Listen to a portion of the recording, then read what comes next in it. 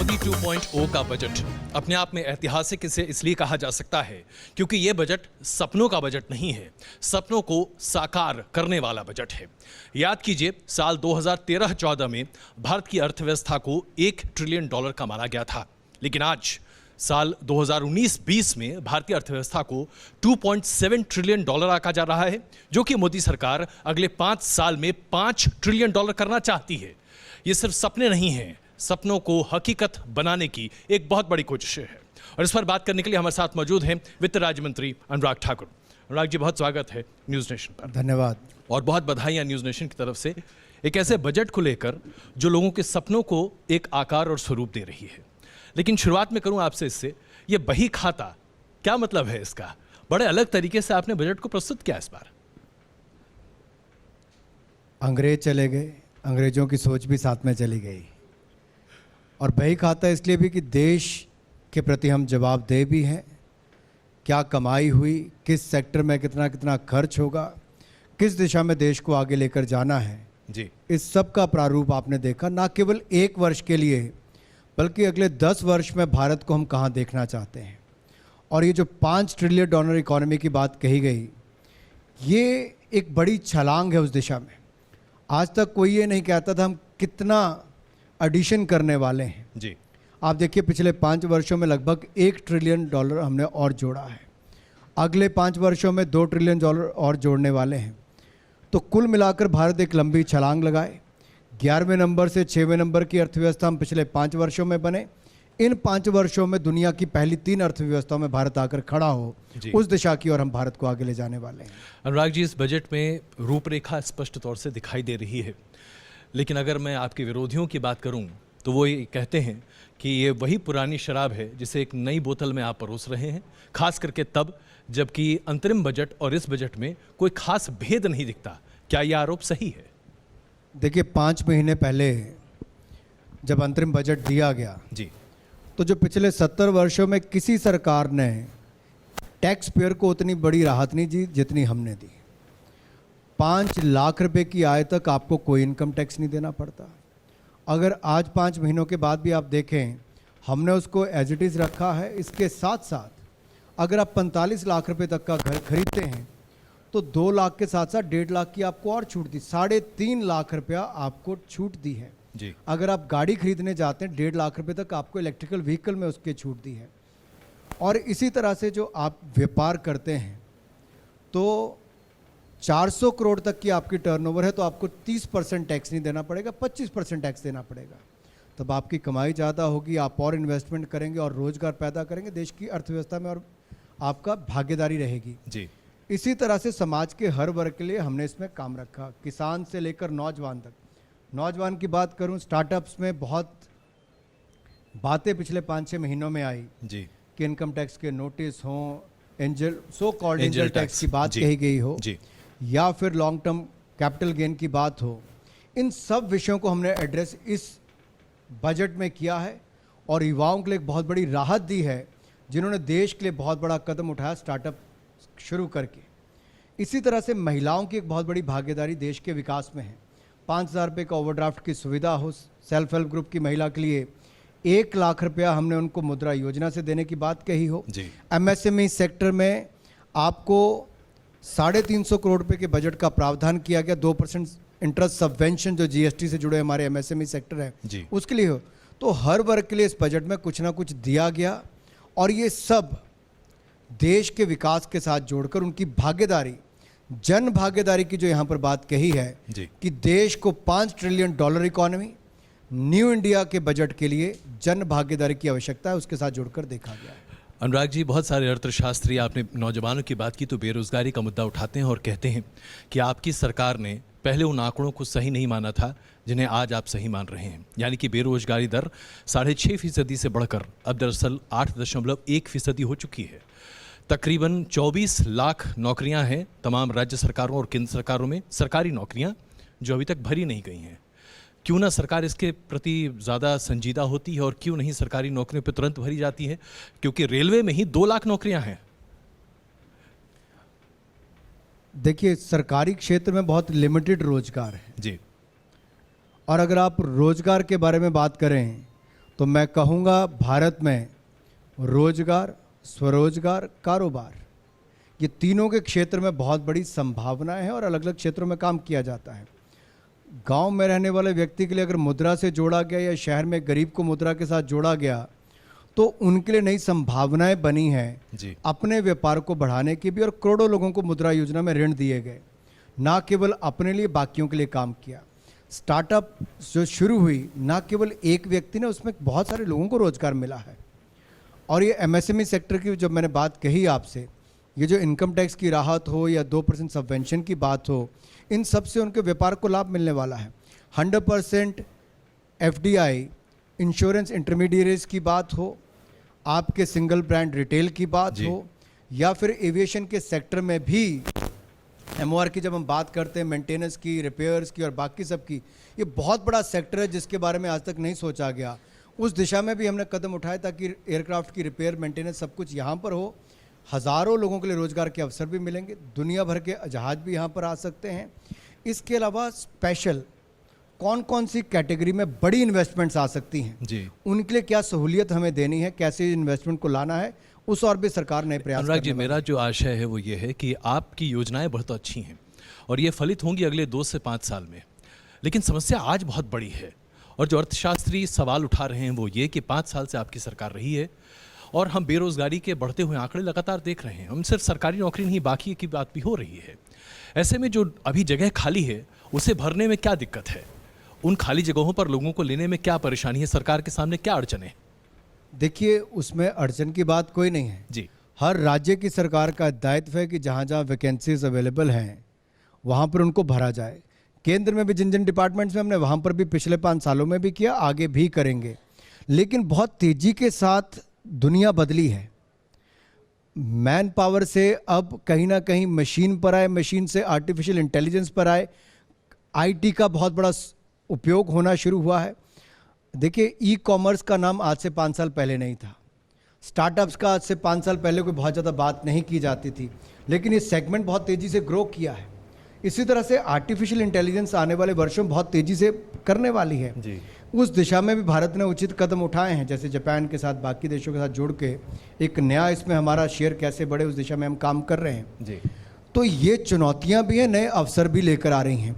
Organise sector केवल 7% था, उसमें वृद्धि हुई है। जी, जो आपके ईपीएफओ से लोग जुड़े होते थे उसको पोर्टेबल हमने किया, उसको ऑर्गेनाइज सेक्टर में ज़्यादा किया, उसमें दुगने हुए हैं पहले से ज़्यादा लोग। अगर आप उन आंकड़ों को देखेंगे तो दुगने हो गए। जी, लेकिन जैसा मैंने पहले कहा कि ऑर्गेनाइज सेक्टर बहुत छोटा है, अनऑर्गेनाइज सेक्टर बहुत बड़ा है, और इस अनऑर्गेनाइज सेक्टर को ऋण के साथ जोड़कर अपने कारोबार, स्वरोजगार के क्षेत्र में और आगे बढ़ाने का हमने काम किया। दूसरा, मैं जी, जब 100 लाख करोड़ के हम निवेश की बात करते हैं इंफ्रास्ट्रक्चर सेक्टर में, तो जब इतना निवेश आएगा तो उससे रोजगार, स्वरोजगार के अवसर बढ़ेंगे। नए एयरपोर्ट, हाईवेज, ग्रामीण क्षेत्र की सड़कों की बात करते हैं कि 1.25 लाख किलोमीटर सड़कें बनने जा रही हैं। आखिरकार ये जब 1.25 लाख किलोमीटर सड़कें बनेंगी तो रोजगार आएगा। 1,95,00,000 पक्के मकान ग्रामीण क्षेत्रों में बनाकर दिए जाएंगे, उससे रोजगार के अवसर आएंगे। ये सब, जैसे मान लीजिए 100 आपके क्लस्टर्स हम बनाने जा रहे हैं ट्रेडिशनल आर्टिजन्स के लिए, जो कारीगर हैं हमारे, बैम्बू है, हनी है, सब है। तो गांव में रहकर भी उनके लिए 50,000 से ज़्यादा लोग इससे जुड़ पाएंगे। उनके साथ कितने लोग और जुड़ेंगे, उससे और रोजगार, स्वरोजगार के अवसर मिलेंगे। ये जो हमने टेक्निकल बिजनेस जो इसमें बात की है और लाइवलीहुड बिजनेस में लेके बात की, इसको लेकर भी 100 क्लस्टर से लग, जिसमें 75,000 लोगों को लग खोलेंगे। ऐसे अलग अलग क्षेत्रों में अलग अलग काम करने का हम प्रयास कर रहे हैं ताकि अलग अलग क्षेत्रों में रोजगार, स्वरोजगार के अवसर बन पाए। अनुराग जी, इसमें कोई शक नहीं है कि आपकी योजनाएं बहुत अच्छी हैं और सरकार उन योजनाओं पर लगातार आगे बढ़ रही है। अब अगर हम इलेक्ट्रिकल व्हीकल्स की ही बात कर लें, इसमें कोई दो राय नहीं है कि उससे पर्यावरण को भी हम काफ़ी समृद्धि देते हैं और उसके साथ साथ हम अपनी देश की अर्थव्यवस्था को भी गति देते हैं, खास करके तब जब हम हिंदुस्तान को इलेक्ट्रिक व्हीकल्स का डेट्रॉइट बनाना चाहते हैं।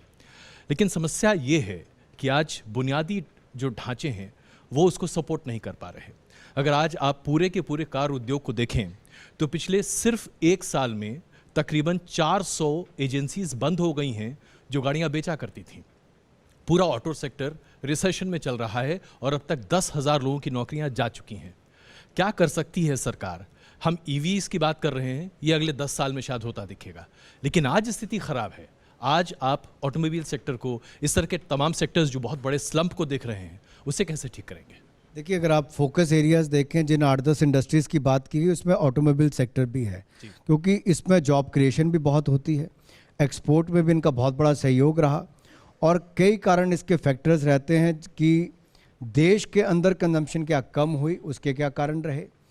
एनबीएफसी सेक्टर को सपोर्ट करने के लिए हमने जहां एक और रेगुलेटर बदला है कि आरबीआई उसकी रेगुलेशन करेगा, वहीं दूसरी ओर जो यूपीए की सरकार के समय जिस तरह से लोन दिए गए 18 लाख करोड़ से बढ़कर 56 लाख करोड़ तक पहुंचा दिया गया, एनपीएस उसके कारण बहुत बड़े, पिछले 2-3 वर्षों में उसमें सुधार किया गया, बैंकों की बैलेंस शीटें साफ की गई, यहाँ तक कि एनपीए में 1 लाख करोड़ की कमी पिछले वर्ष में अगर आई, और बैंकों को वापस लगभग 3,60,000 करोड़ रुपए के जो पैसा चला गया था उसको वापस लाने का काम किया, तो इंसॉल्वेंसी बैंक्रप्सी कोड के माध्यम से हुआ।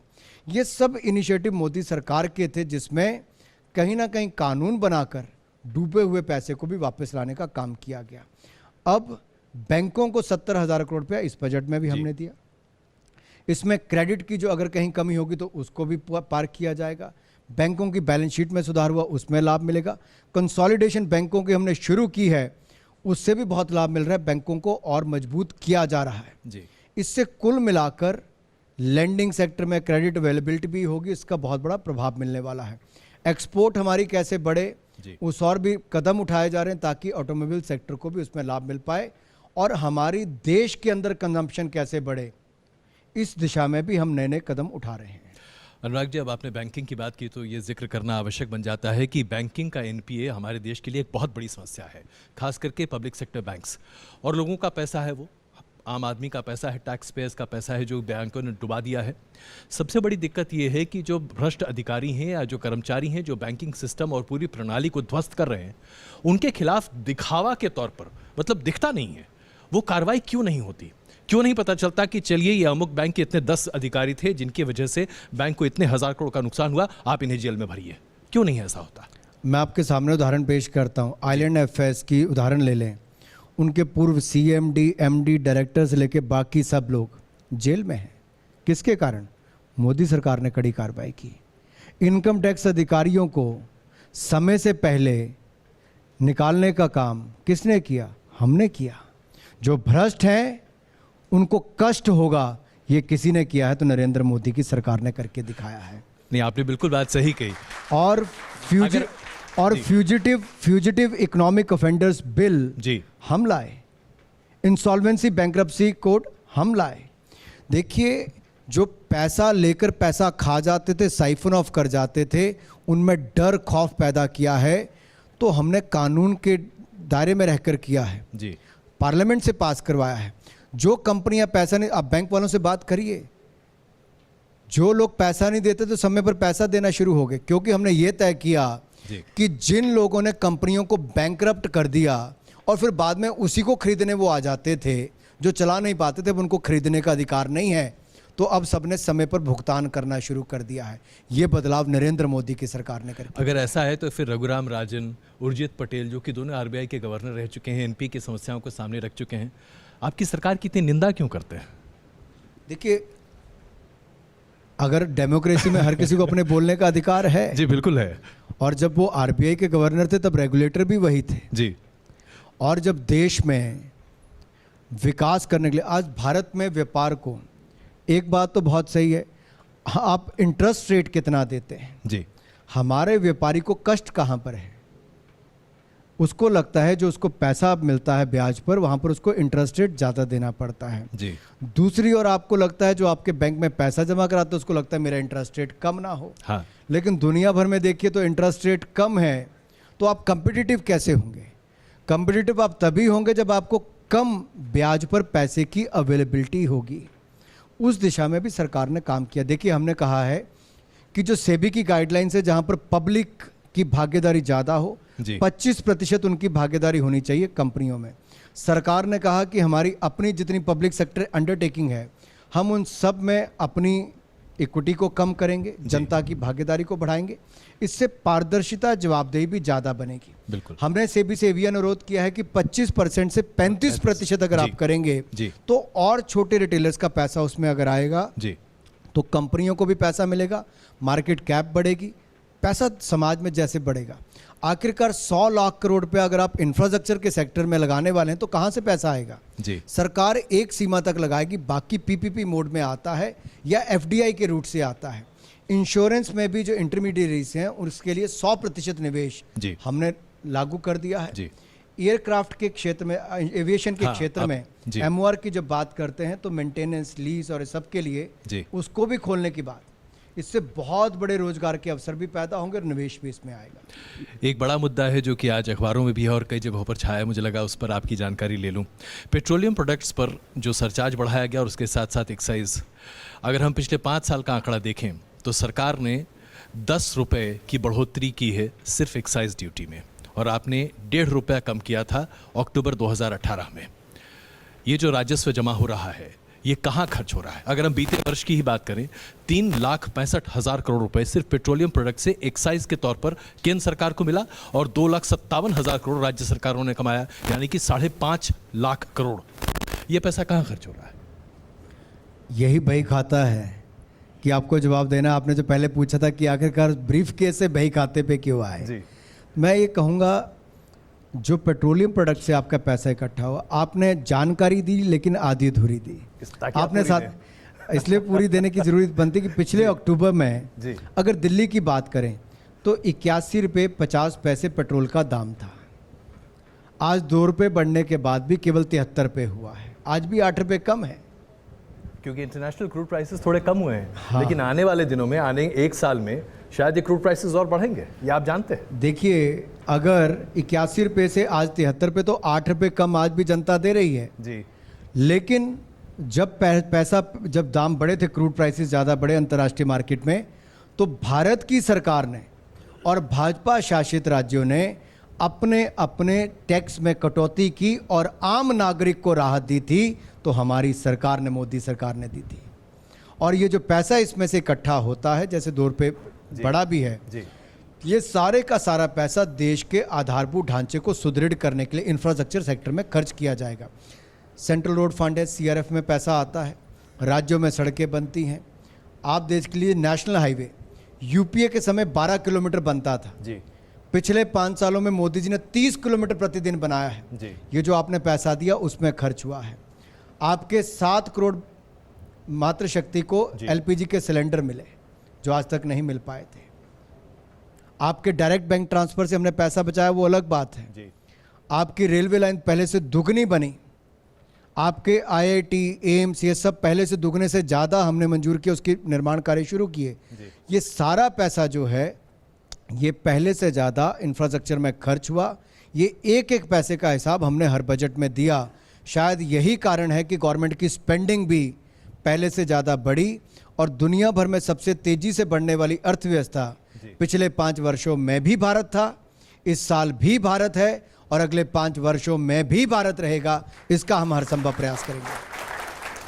आपको लग रहा होगा कि कई सवाल ऐसे पूछ रहा हूं जो कि शायद जानबूझकर लोग आपके सामने रखें, खास करके विपक्ष, लेकिन क्या करें, आज मौका है जहां आप अपनी बातों को बेहतर तरीके से रख सकते हैं। तो एक और सवाल आपके लिए, अगर हम आपके पूरे रिसीट्स को देखें जो कमाई है सरकार की, उसमें से तकरीबन 27% पेट्रोलियम प्रोडक्ट से एक्साइज ड्यूटी और बाकी चीज़ों से आए हुए कमाई है। डायरेक्ट टैक्सेस से सिर्फ आप तकरीबन 11.5 लाख करोड़ की कमाई कर पाते हैं। सबसे बड़ा आरोप आज सब सरकारों पर, पहले यूपीए सरकार पर भी था, आज आपके ऊपर भी है, हम टैक्स बेस नहीं बढ़ाते। जो पहले से कर दे रहे हैं उनके ऊपर कर का बोझ बढ़ाने की बात करते हैं। टैक्स बेस क्यों नहीं बढ़ा पा रहे हम? कहाँ अड़चन है? क्योंकि डिमोनेटाइजेशन के साथ हमने ये माना था कि टैक्स बेस कम से कम दूना हो जाएगा। देखिए, मैं आंकड़े आपके सामने देता हूं, जनता को सब समझ आ जाएगा। टैक्स किसने देना है? 130 करोड़ के हम सब नागरिकों ने देना है। जिसकी कमाई है वही दे पाएगा, जिसकी कमाई नहीं वो टैक्स देगा नहीं। 3.5 करोड़ से कम लोग टैक्स देते थे 2015-16 तक। आज लगभग 7 करोड़ लोग टैक्स देते हैं। टैक्स बेस दुगना हुआ है तो नरेंद्र मोदी जी की सरकार में हुआ। और डायरेक्ट टैक्स में भी दुगना हुआ है, तो वो भी नरेंद्र मोदी जी की सरकार में हुआ। और मैं टैक्स पेयर्स का बहुत बहुत धन्यवाद करता हूं कि वो ईमानदारी की दिशा में आगे बढ़े हैं, देश के विकास में उन्होंने योगदान दिया, उसका बहुत बहुत आभार प्रकट करता हूं। जीएसटी लागू करना इतने बड़े देश में संभव नहीं था। दुनिया भर के छोटे छोटे देशों को भी 4 से 5 साल लग गए स्टेबलाइज होते हुए, हमने भारत में 2 साल से कम समय के अंदर स्टेबलाइज किया है जीएसटी को। और दुनिया भर में कोई सरकार जीएसटी को लागू करके वापस सत्ता में नहीं आई। देश की जनता ने मोदी जी को फिर सत्ता में लाए हैं, जीएसटी लाने के बावजूद लाए हैं, क्योंकि हमने जनता की बात सुनी। 92,000 करोड़ रुपए की राहत हमने व्यापारियों को दी पिछले 1 साल के अंदर। जहां जहां दिखते थे हमने उनको दूर किया है। केवल 43 आइटमें हैं जो 28% टैक्स कैटेगरी में है। जीएसटी आने से पहले अधिकतर आइटमें 31% टैक्स देते थे, आज केवल 18%, 12% और उससे कम टैक्स देते हैं। ये बहुत बड़ा बदलाव मोदी जी ने किया है। जो महंगाई थी यूपीए के समय 11-12% रहती थी, वो कम होकर 3 से 4% के बीच में रही है। तो कहीं ना कहीं अगर पेट्रोल के दाम बढ़ते तो इन्फ्लेशन का कोई बहुत ज़्यादा फर्क नहीं पड़ेगा। जब 81 रुपये तेल का दाम था तब भी इन्फ्लेशन 3-3.5% थी, आज भी उससे कोई बहुत ज़्यादा फर्क नहीं पड़ने वाला। 4% के आसपास आज भी है। तो उतना ही रहेगा, और देश के लिए अच्छा है अगर इतनी है तो। जी। और दूसरी मैं आपसे बात कहूँ, टैक्स बेस हमने बढ़ाया है इनडायरेक्ट टैक्स में भी। जी। जितने व्यापारी पहले टैक्स देते थे आज उससे दुगने ज़्यादा देते हैं। और जो हम टेक्नोलॉजी का उपयोग अगले कुछ महीनों में करने वाले हैं, जी, जो लोग फेक इनवॉइसेस पे चल रहे हैं वो देश का नुकसान भी कर रहे हैं और ईमानदार व्यापारियों का नुकसान भी कर रहे हैं। इसलिए मैंने पहले भी कहा, ईमानदार व्यापारी से हमें बैर नहीं जी, और जो भ्रष्ट फेक इनवॉइसेस वाले उनकी खैर नहीं। चलिए, इसमें कोई शक नहीं है कि और देश का टैक्स बेस बढ़े, वैसे ही बढ़ेगा, ईमानदारी के साथ आगे बढ़े, क्योंकि गरीब जनता को जी सस्ती चीज़ें मिले, ईमानदार व्यापारी को लेवल प्लेइंग फील्ड मिले। इस दिशा में हम काम कर रहे हैं, आगे भी करेंगे। अनुराग जी, बहुत सारे अर्थशास्त्रियों ने आज अपने तमाम लेखों में इस बात का जिक्र किया है कि ये सरकार सिंबॉलिज्म पर ज़्यादा चलती है। हालांकि मैं उससे इत्तेफाक नहीं रखता व्यक्तिगत तौर पर, क्योंकि आपकी सरकार ने डिलीवर किया है। जो गैस कनेक्शन आपने दिए हैं उसकी हमने तमाम देखी हैं बातें। लोगों के घर में बिजली पहुंच रही है, लोगों के घर में सुविधाएं पहुंच रही हैं, डायरेक्ट बेनिफिट ट्रांसफ़र है जो कि आज दिख रहा है, और तभी तो आप 303 पर आए भी हैं। लेकिन कुछ लोगों ने जो आंकड़े रखे हैं वो मैं आपके सामने रखकर आपसे समझना चाहता हूँ कि वास्तविकता क्या है। मनरेगा के लिए जो आपकी सरकार का खर्च है वो पिछले साल के मुकाबले इस साल आपने कम प्रावधान रखा है। सोशल वेलफेयर स्कीम्स में 2,38,000 करोड़ रुपए का आउटले पिछले साल था, जो कि इस साल घटकर 2,30,000 करोड़ तक है, जो कि आज ज़्यादातर बढ़ना चाहिए था। तो ऐसा क्यों है कि सोशल वेलफेयर स्कीम्स, जो कि आपकी सरकार का मूल मंत्र है लोगों तक तमाम चीज़ें पहुँचाना, उस पर आप कम खर्च करना चाह रहे हैं? मैं पहली बात तो बड़ी स्पष्ट कर दूं, जी, हर डिपार्टमेंट को पहले से ज़्यादा पैसा दिया गया है। मैं उदाहरण के तौर पर आपको कहूं, अगर 56-57 हज़ार करोड़ रुपया बीई था एग्रीकल्चर के क्षेत्र में 2018-19 में, तो रिवाइज एस्टीमेट हुआ 75,753 करोड़ रुपया 2018-19 में। जी। इस साल बीई है 1,32,000 करोड़ रुपये से ज़्यादा, तो ये कमी है कि ज़्यादा है। अगर फर्टिलाइज़र पर सब्सिडी 70,000 करोड़ रुपया रिवाइज एस्टीमेट था, तो अब जाके 80,000 करोड़ रुपया हो गई, तो ये बड़ा है। जी। सोशल सेक्टर स्कीम में भी जो वेलफेयर के लिए दिया जाता है पैसा, उसमें पहले से ज़्यादा वृद्धि है, कम नहीं किया गया है, उसको ज़्यादा तो ही ये किया। आंकड़े कैसे सामने रखे जा रहे हैं? क्या ये मिसरिप्रेजेंटेशन ऑफ फैक्ट्स है? वो मैं आपसे समझना दूसरी बात चाहता हूं। कहूँ, मान लीजिए आपको स्कॉलरशिप्स मिलती थी जी, एक मंत्रालय में, दूसरे में, तीसरे में, चौथे में, पांचवें में, उसमें पारदर्शिता लाने के लिए और ज़्यादा लोगों को मिल पाए, पैसा लैप्स ना हो, तो सेंट्रलाइज सिस्टम उसको बना दिया जाए, तो उससे लोगों को लाभ मिलेगा, ज़्यादा से ज़्यादा उसका फ़ायदा ज़मीन पर पहुंच पाएगा। जी। उस दिशा में सरकार ने काम किया, टेक्नोलॉजी का इस्तेमाल करके किया है। और मैं विश्वास के साथ कहना चाहता हूं, अगर हमने 35 करोड़ लोगों के बैंक खाते खोले जी, जिनका पैसा उन तक नहीं पहुंचता था पिछले 70 सालों में, हमने आधार, मोबाइल और जनधन इस जैम को जोड़ के उसके तक पहुंचाया है, जी, तो लोगों तक हमने लाभ पहुंचाया और सरकार का पैसा भी बचाया, आगे भी करेंगे। जी। 7 करोड़ सिलेंडर दिए और आपके जो 34 करोड़ एलईडी के बल्ब देके 18,000 करोड़ बिजली का बिल कम किया, तो हमने किया है।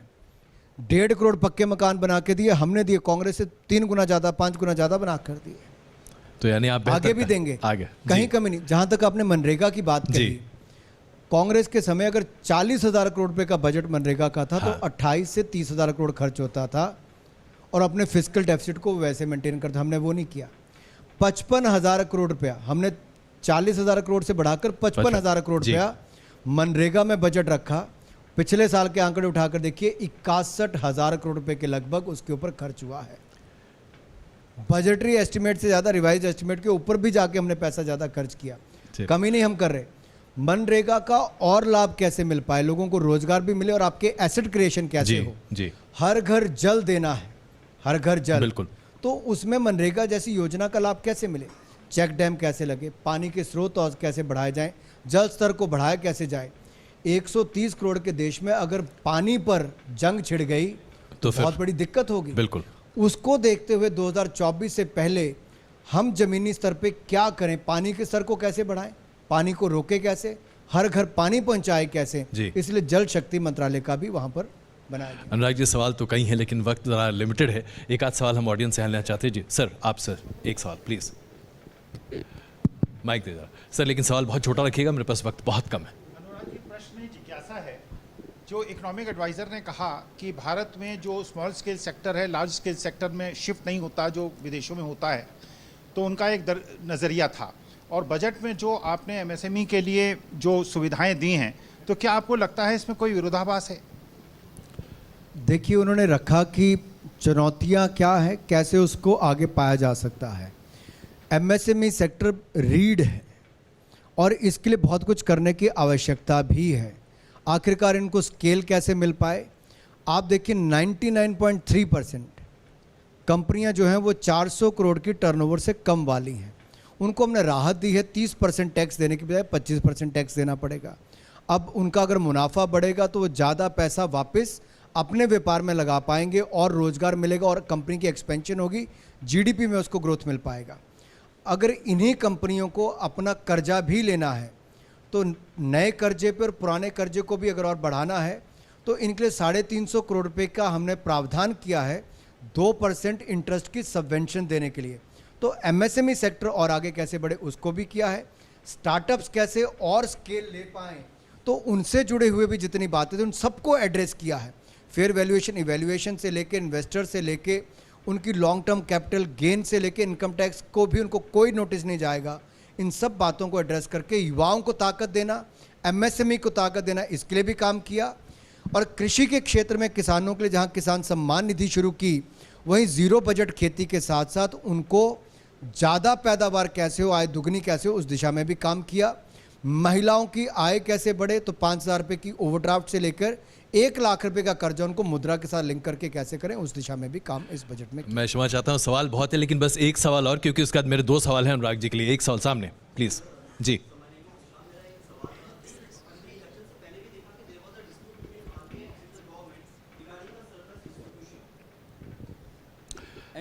एंड सर सवाल सीधे सवाल पे आइए प्लीज। सर, अभी जो आरबीआई ने डिविडेंड अपना 90,000 करोड़ डिस्ट्रीब्यूट करा है गवर्नमेंट को, तो क्या ये हमेशा ज़रूरी रहेगा गवर्नमेंट के लिए फिजिकल डेफिसिट को मेंटेन करना कि जो वो इंस्टीट्यूशंस हैं उसके सरप्लस को वो यूज़ करे? क्या हमारी कंट्री अभी कैपेबल नहीं हो पा रही कि जो उसके इंटरनल उसके रिवेन्यूज़ हैं उससे अपने फिजिकल डेफिसिट को वो कवर अप कर पाए? मुझे लगता है अगर आप दुनिया भर के देशों में देखें तो आखिरकार सेंट्रल बैंक के पास पैसा रिजर्व में रहता कितना है जी। क्या ये पैसा आपकी अर्थव्यवस्था में आएगा और कितना आएगा? हम नहीं कह रहे कि हमारे कहने पर तय करिए।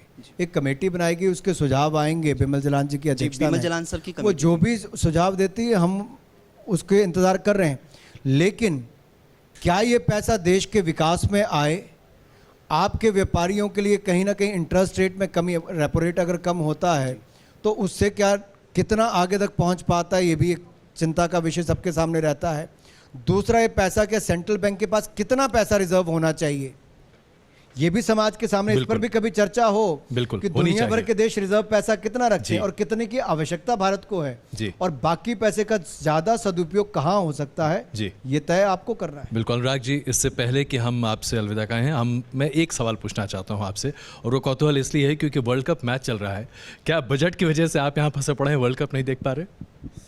देखिए, एक तो समय बहुत कम मिला इस बजट की तैयारी के लिए जी, और इतने सारे एसोसिएशन से, फेडरेशन से, ट्रेड यूनियन से, समाज के अलग अलग वर्गों से मिलना होता है जी और इंटरनल मीटिंग्स इतनी होती हैं, लोगों के सुझाव इतने ज़्यादा आए और जन भागीदारी की इसमें बहुत बड़ी भागीदारी थी जी इस बजट को बनाने में। जितने सुझाव आए हमने बहुत सारों को शामिल किया है और इसलिए न्यू इंडिया का बजट कहा गया, तो हमने जन भागीदारी को साथ जोड़ के किया है। जी तो टीम इंडिया का ये बजट है, न्यू इंडिया के लिए बजट है, $5 ट्रिलियन की इकॉनमी बनाने के लिए बजट है। जी और मैं चाहता हूं जहां मोदी जी की team India 5 trillion economy Bharat को बनाए, वहीं विराट कोहली की टीम इंडिया 2019 में फिर विश्व कप जीतकर भारत के लिए वापस लाए। विराट कोहली और पूरी टीम इंडिया के प्रदर्शन को अभी तक आपने कैसे आंका है? क्या लगता है आपको, कितनी उम्मीद है? देखिए, हम सबकी कामना है कि वर्ल्ड कप आ जाए, लेकिन आप अगर आज आपको पैसे लगाने हो तो कितने पैसे लगा रहे हैं आप? देखिए, मैं तो ये कहूँगा, मेरा तो दिल और सब कुछ टीम इंडिया पर ही है। जी मैं मैच नहीं देख पाया, लेकिन जितनी खबर अगले दिन पढ़ पाता था जी या कोई बीच बीच में से जो इंटरनेट पर देखने को मिलता है, हम केवल पहले अपने बैटिंग पर बहुत निर्भर करते थे। जी हमारे बॉलर्स ने भी बहुत उम्दा प्रदर्शन किया और बैट्समैन ने भी, रोहित और विराट ने जैसे किया है, ये अपने आप में दिखाता है कि टीम ने बहुत बैलेंस्ड जी इसमें काम किया है और पूरी उम्मीदें टिकी हुई है कि टीम इंडिया 2011 और 1983 में जो करके दिखाया था, जी एक बार फिर विश्व कप में वो करने वाली है। तो एक आखिरी सवाल, तो जिसको जितना लगाना है अपनी मर्जी से लगा सकते हैं। एक आखिरी सवाल, इस बजट में बुमराह कौन है? किसने आज सबको बोल्ड किया? मुझे लगता है जनता को इस और ध्यान देना चाहिए। मैं तो ये कहूँगा, हमने तो अपना पैसा सही क्षेत्रों में जहाँ जहाँ लगना चाहिए वो लगा दिया है, जी क्योंकि जनता का ये पैसा है, टैक्स पेयर्स का पैसा है। देश के विकास में किस किस क्षेत्र में बाकी योगदान हो सकता है, जी कहाँ सोशल सेक्टर में कितना चाहिए, इंफ्रास्ट्रक्चर में कितना चाहिए, देश को विकास दर कहाँ से ज़्यादा मिलेगी, उसको बिल्कुल सही दिशा में लगाया गया। और 1,05,000 करोड़ रुपया हम कैसे एसेट मोनेटाइजेशन से, डिसइन्वेस्टमेंट से क्रिएट कर पाएंगे, हमने उस पर भी अपने लक्ष्य रखा है। जी वो भी हम करने वाले हैं। अपनी सरकारी कंपनियों में भी 25% पब्लिक की भागीदारी कैसे बने, वो भी हम करने वाले हैं। तो हम तो अपना पैसा कहाँ से लाना है, कहाँ लगाना, उसकी पूरी तैयारी की है। आप भी देखिए कहाँ पर आपको उचित लगता है। जी मुझे लगता है भारत एक नई दिशा में बढ़ रहा है। बिल्कुल। दुनिया की पहली 3 अर्थव्यवस्थाओं में अपना स्थान पाने के लिए पूरी जनता की भागीदारी, जन भागीदारी बहुत आवश्यक है और ये टीम इंडिया वो करके दिखाएगी जो मोदी जी का सपना है। $5 ट्रिलियन इकोनॉमी भारत को बनाने के लिए हम आगे बढ़ पाएंगे। अनुराग जी, बहुत धन्यवाद और बहुत शुभकामनाएं हमारी तरफ से, आपका खास बहुत बहुत करके क्योंकि आप एक बहुत ही जिम्मेदार मंत्रालय को अपने कंधों पर लेकर चल रहे हैं। एक नौजवान के कंधे पर इतनी बड़ी जिम्मेदारी, बहुत शुभकामनाएं। न्यूज़ आपका बहुत बहुत आभार, धन्यवाद।